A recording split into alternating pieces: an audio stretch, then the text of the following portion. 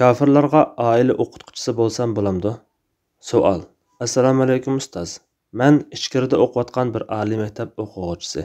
O'rganganlarimni puxtalash ham azroq iqtisodiy unum yaratish maqsadida kafir bir qizga tabiiy fandan oila o'qituvchisi bo'layotgan edim. Buning hukmi qanday bo'ladi? Javob. Va alaykum assalom va rahmatullohi va barakatuh. Barliq hamd sana Janobi Allohga bo'lsin. Shundaqla payg'ambarimizga, oila taobatlariga va uningga toki qiyomatgacha ergashganlarga durud salomlar bo'lsin.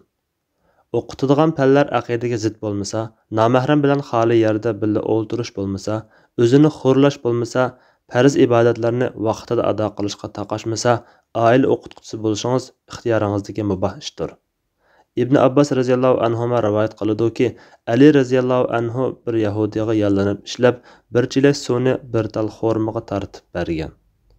O'qituvchi degan ustoz bo'lgandan keyin o'qitish jarayonida islomni yetkazib, islomga da'vat qilish niyati bilan o'qitsangiz, ham iqtisodiy, ham ilmiy foydaga, ham savobga erishasiz.